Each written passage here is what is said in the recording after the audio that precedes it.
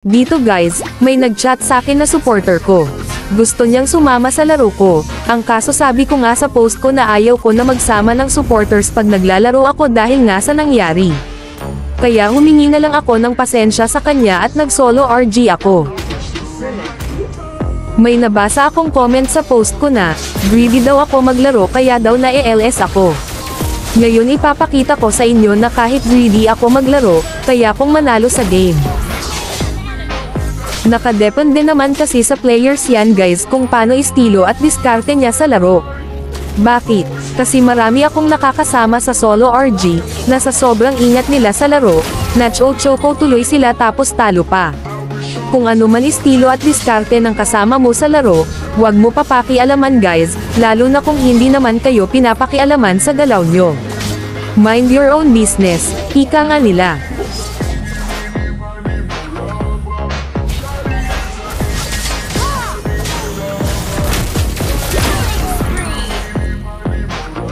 Dito AFK yung nana namin, kaya sabi ko wag surrender, kasi malalambot lang naman kalaban. Kaya, kayang-kaya namin kahit na umabot pa ng late game.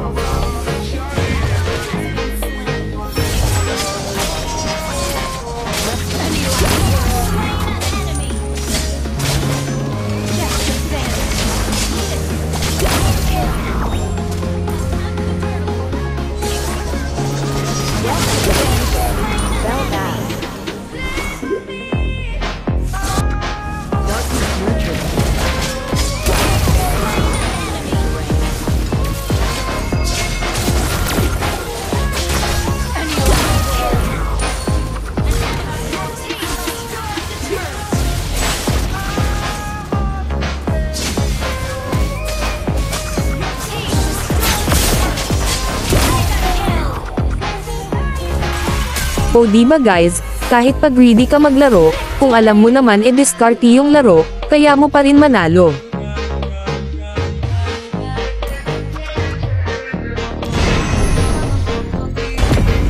Second game, laban si Karina kaya nag-Martis ako. Sa game na ito guys, magaling mag-invade yung mga kalaban kaya nag-up ako at na-olats dito.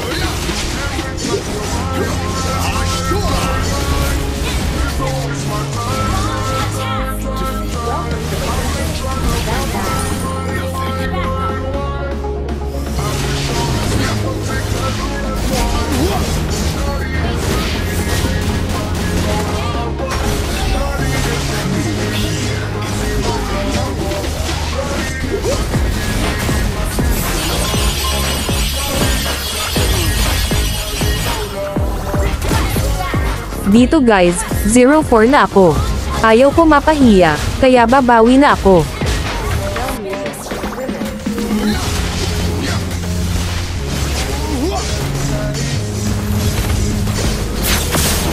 No one to fight.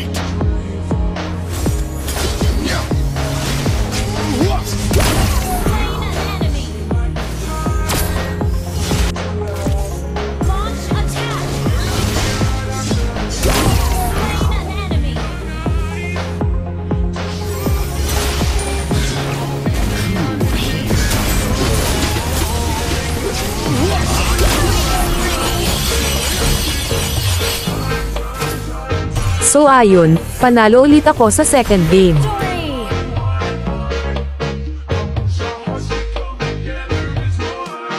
Third game, di ko matiis isang supporter ko, kaya sinama ko na. Dito tinanong ko si S5 kung core ba siya, ayaw niya daw kaya ako na lang ang nag-core.